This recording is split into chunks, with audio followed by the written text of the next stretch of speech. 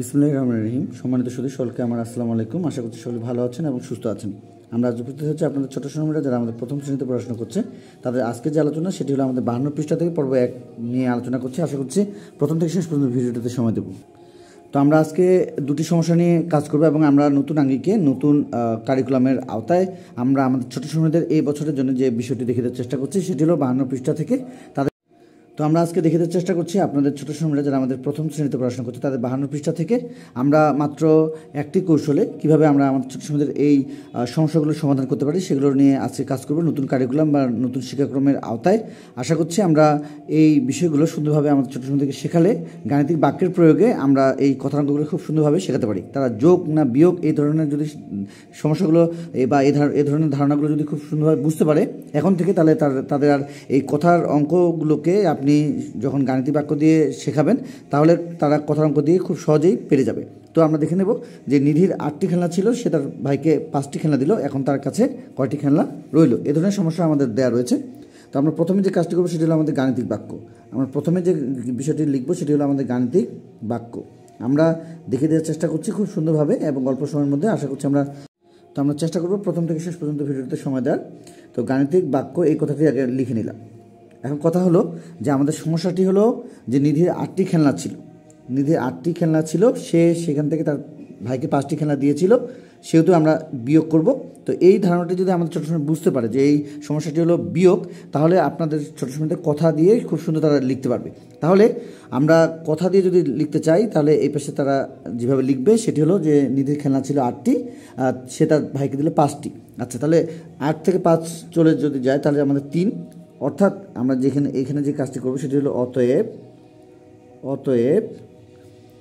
নিধির কাছে খেলনা রইল। আচ্ছা, তাহলে আমরা যেটি পেয়ে যাবো সেটি হলো অতএব নিধির কাছে খেলনা রইল 3টি। এখন আপনি আপনার ছোটো সময় এখানে উত্তর দিয়ে শেখাতে পারেন, এতে কোনো সমস্যা নেই। উত্তর দিয়ে 3টি আমরা দিয়ে দিচ্ছি, শেষ।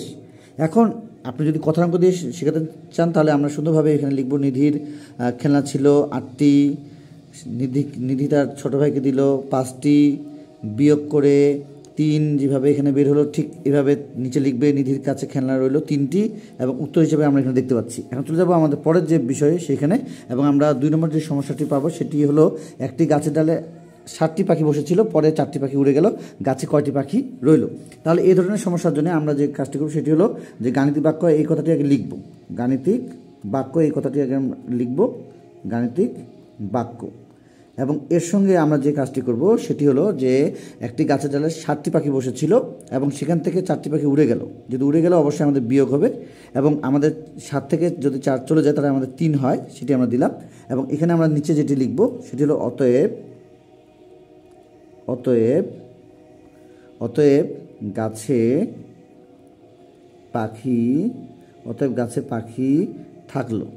গাছে পাখি থাকলো 3টি। আমাদের সমাধান হয়ে গেল এবং আমরা উত্তর হিসেবে যে কাজটি করব সেটি দেখিয়ে দেওয়ার চেষ্টা করছি। উত্তর 3টি। এখন আপনার ছোটো সময়তে যদি আপনি কথার অঙ্ক দিয়ে এখন শেখাতে চান তারা কিন্তু খুব সহজে পেরে যাবে, কেন যে এই ধারণাটি তারা বুঝতে পেরেছে যে এখানে যেমন নিধির কাছে খেলনা ছিল এবং তার ভাইকে দিয়ে দিল, সেক্ষেত্রে কমে গিয়েছে। এবং এখানে প্রথমে গাছের ডালে পাখি ছিল 7টি, পরে উড়ে গেল 4টি, তাহলে সেক্ষেত্রে কমে গেল। এইটি যদি তারা বুঝতে পারে তাহলে আপনাদের ছোটো সময় সুন্দরভাবে কথার অঙ্কগুলো এখানে সুন্দরভাবে তাকে সাজাতে পারবেন। এবং এখানে যদি তারা লিখে যে একটি গাছের ডালে পাখি বসেছিল 7টি এবং পরে উড়ে গেল 4টি এবং রইল 3টি বা থাকলো 3টি, এটি আপনি খুব সহজে তাদের কাছ থেকে নিতে পারবেন। তো আমরা চেষ্টা করছিলাম আপনাদেরকে এই প্রথম শ্রেণীতে যারা পড়াশোনা করছে তাদের এই কথার অঙ্কগুলোকে সুন্দরভাবে কীভাবে আমরা নতুন কারিকুলামে কীভাবে আমরা গাণিতিক বাক্যে শেখাতে পারি বা বোঝাতে পারি। তো আজকের ভিডিওটি এই পর্যন্তই। আমরা চেষ্টা করছি আরও অন্যান্য বিষয়গুলো আপনাদের সামনে তুলে ধরবার। যারা আমাদের আজকের ভিডিও নতুন দেখছেন, যদি আজকের ভিডিওটি ভালো লেগে থাকে অবশ্যই চ্যানেলটি সাবস্ক্রাইব করে পরবর্তী আপনার পাঁচজনের সঙ্গে থাকবো। যারা পূর্বে আমাদের চ্যানেলটির সঙ্গে ছিলেন সকলকে জানাচ্ছি অসংখ্য ধন্যবাদ আমাদের পাশে থাকার জন্য। তো আজকে এই পর্যন্ত সুস্বাস্থ্য কামনা করে আপনাদের ছোটো সময় সুস্বাস্থ্য কামনা করে আজকে আমাদের বিদায় নিচ্ছি। খোদা হাফেজ।